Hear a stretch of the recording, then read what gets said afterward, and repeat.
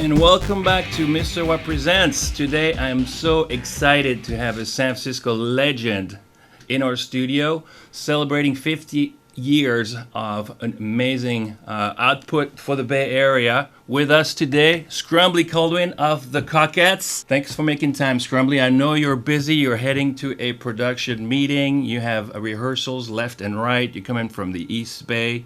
And you're working hard as usual on a show coming up January 4th at the Victoria. So Tell us a little bit more about what's coming on, the big show. The big show on January 4th, the closest we could get to actually having it on at the 50th anniversary was January 4th. I think it's a better day, Saturday after New Year's Eve. New Year's Eve was, of course, the first Cockettes show. Back in 69, right? Back in 69 to 70. And we came on right at midnight. There was a little bit of a pre-anniversary a few months ago at the Balboa, but this is really as close to the date as it's going to get. The actual date when we appeared on a stage calling ourselves the Cockettes. I suppose that before we were named that, we might have grouped together informally for other things at the Palace Theater, like the Halloween costume contest or something like that. But yes, the Cockettes first appeared on New Year's Eve. Is everybody agreeing on that one? Yeah, everybody agreed on that. I mean, I kind of thought it needed to be then. It was my concept. It was my idea not to let the day go by without doing something as spectacular as we could manage to do.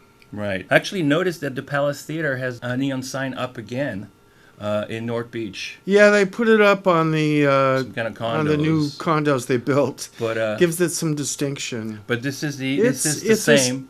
It's historically relevant. It's right on the corner of Columbus, Powell, and Union. Where they all so come that was together. refreshing to see at least that awareness. Back then, you guys were showing movies, right? There was the Cockettes started off as a troupe after and before and around movie nights. The midnight movies, as they were referred to, the nocturnal dream shows was the official name, and the rest is legend. That's right. A very, very prolific legend that gave a whole new color to San Francisco when the Summer of Love was in full explosion. We were hanging out together. We weren't really working. We just got up there and danced to a recording of the Rolling Stones, Honky Tonk Woman. That's all we did. But after that, we started to do shows. We started to make them more and more detailed and rehearsed until by November of that year, we were...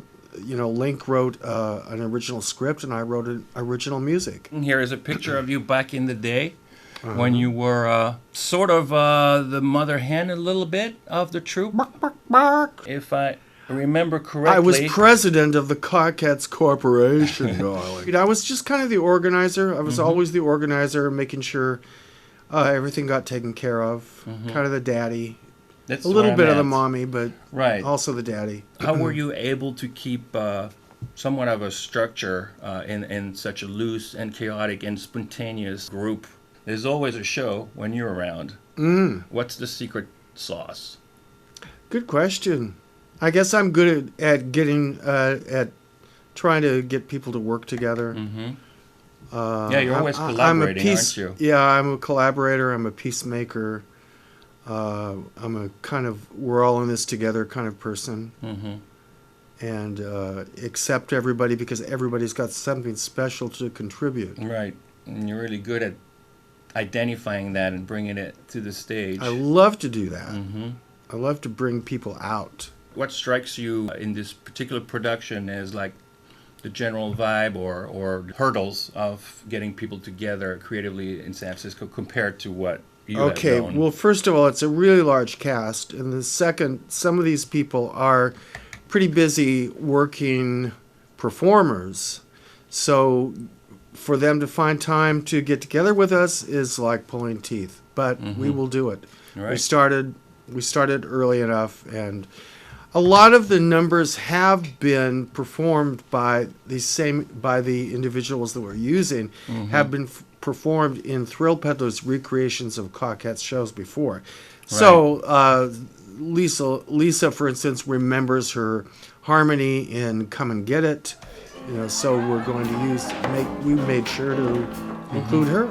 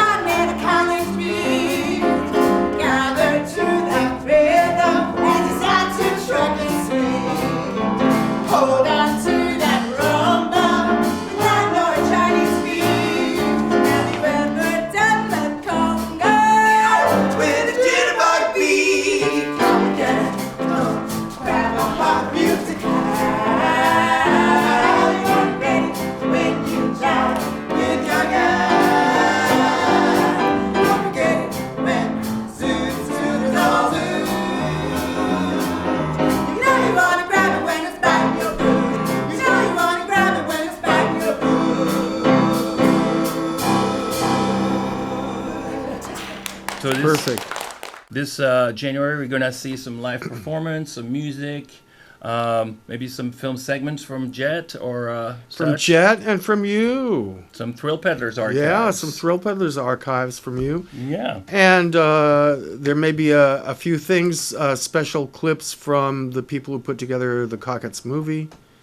Bill Weber and David Weissman. Tell us more about the Thrill Peddlers, when that sort of resurgence started here in the Mission. Well, there was, the movie came out in 2003, and then Pam's book called Midnight at the Palace, Pam Tent's book, Pam was one of us, came out a few years after that, and then Russell Blackwood at Thrill Peddlers came across it and loved it and said, well, let's get a hold of them and see if they want to revive a show or two. And we revived Pearls Over Shanghai, the first original one, and that ran for 2 years.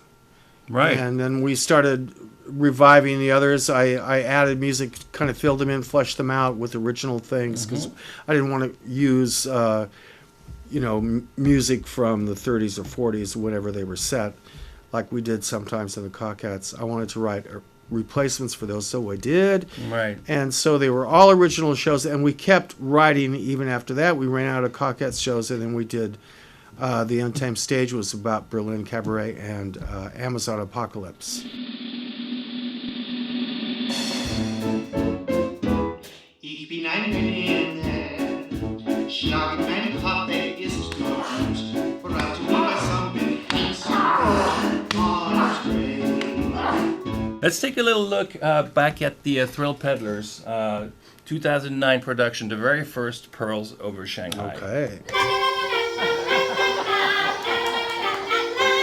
Rest here. Our skin is for you to sleep in. Don't speak, don't move. Our dreams are for you to dress in.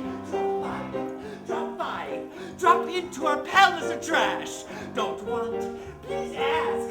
Here it is in our palace of trash. La la la la la la la la la la la. Come in, come in. Here we are waiting for you.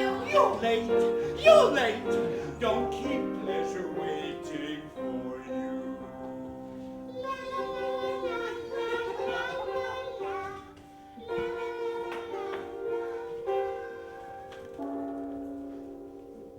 I am Shangri-La, goddess of opium. From there, so many shows came along and got this sort of troupe to revive what you knew from the original years. How do you feel about, do the two compare at all, or is it completely different segments of your creative output? Thrill Peddlers, Cockettes reviving Thrill Peddlers, do they sort of blend in a little bit, or it's as different to you as the Jesters were when you were in that group in the 80s?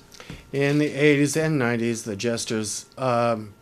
Yeah, that was totally palatable to a wide spectrum of people, but the Jesters was all about harmonies. So that was only one aspect of what I did. The Cockettes and the Thrill Peddlers was about writing for freaks. Mm-hmm.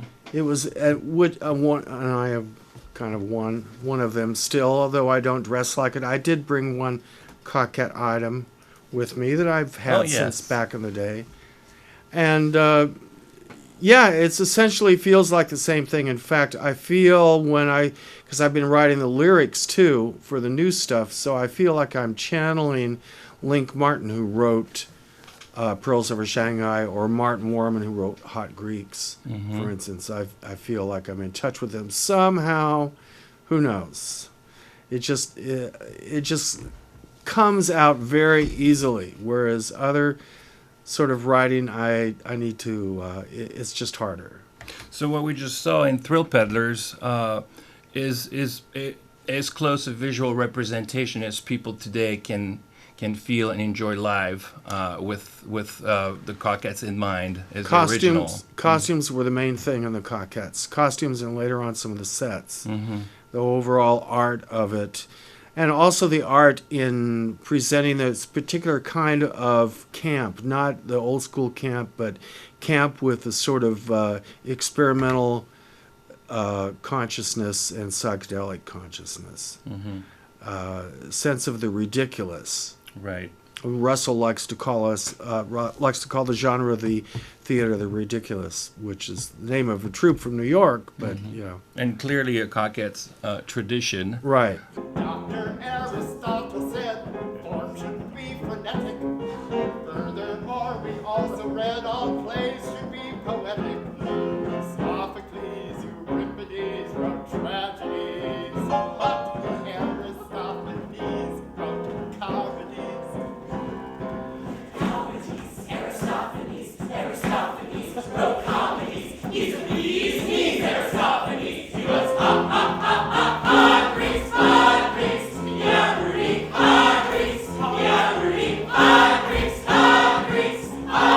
Don't take yourself seriously above all.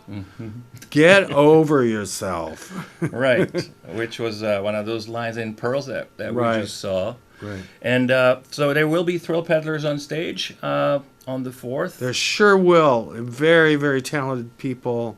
I'm really excited. And the costuming was still somewhat trackable, or is it also scattered? You have to create new.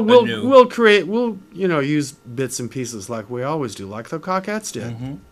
And some of the Cockettes, besides yourself, of course, on stage, I'm guessing at the piano, will be present. Who else is able to make it and is planning on making a little appearance? Well, they'll be there to be.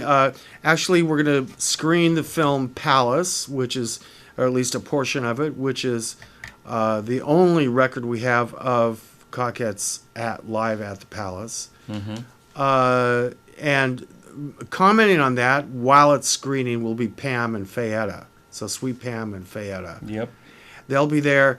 Let's see, we're also expecting Tahara and Scotty Tissue. There's not a lot of us left anymore, but Harlow's going to be there. Oh, great. Ocean Michael Moon, who was a baby on stage, but he was on stage. And that's the beauty of it all.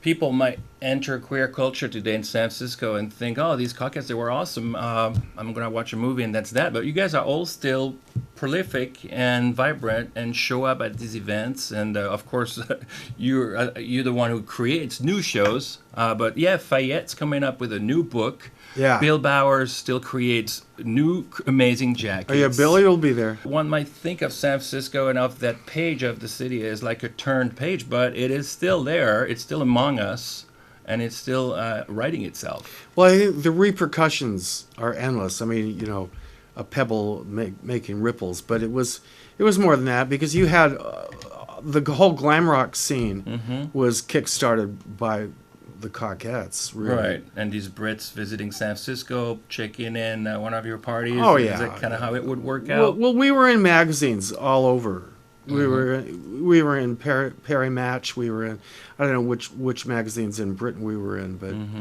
they picked up on us internationally. And that lasted for just 2 years, right? Just 2.5 years. 2 years was enough. And then it was time to move on. The Angels of Light were already going. They wanted to do kind of the same thing, only a little bit more freely, and also make sure that the shows were all